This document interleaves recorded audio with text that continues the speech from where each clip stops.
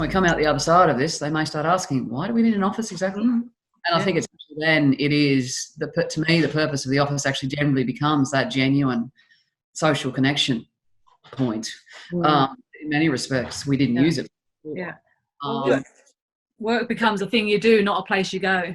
And it's actually what you start really truly valuing, those connections with your work colleagues that I think we probably were blocking off before potentially. I think it's definitely a potential enhancement in terms of how we trade in future, and actually valuing our colleagues and people, as opposed to looking at it as an office of somewhere to sit, somewhere to store, have your computer, and somewhere to store documents. And I know it's hard to get in with a bunch of 5 women, but let me try and bring you in there.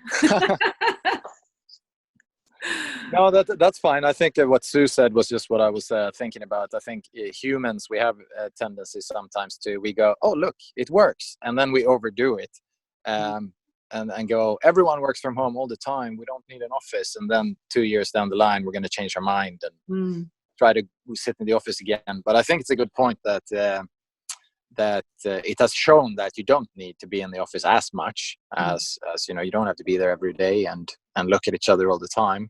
But I think over time as well, I think it's easy to work remotely with people if you go for a few years and people churn over and you don't actually meet anyone or not very often, that will be a bit of a challenge. So I think it's just the balance. It's not that one is right and one is wrong and you need to pick one. It's just how do you manage the balance between them?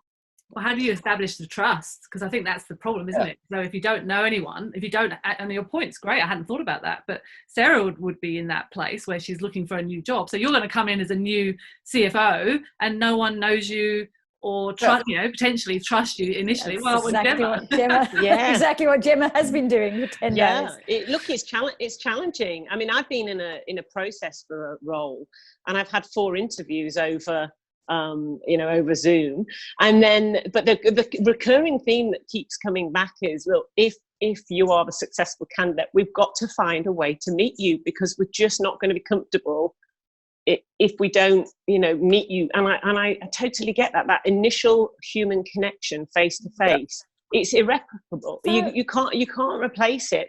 But what you can do is, once you've had that and you've made those connections, you can definitely nurture them in this more kind of virtual environment, and using technology. So I think that's maybe the key takeaway we've got to remember. And if for like Gemma, who hasn't been able to have that initial face-to-face, then it's probably going to be important for her to have those initial face-to-faces as and when the opportunities arise, but we'll still be able to continue making connections, through other media.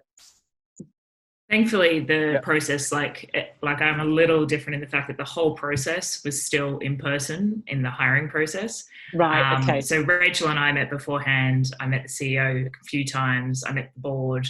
So at least all that happened. But what I'm finding, and what's really important from you, is the rest of the exec team and the team leads and the people that are really like running this business, the generator. Like it's getting that connection with those guys, and more importantly to me, actually, than all of that, is actually my team, which is a brand new team, like Rach is saying, that we've built. So some of those guys are also just a little bit into onboarding, have spent a week in an office, and then they're onboarding through this as well.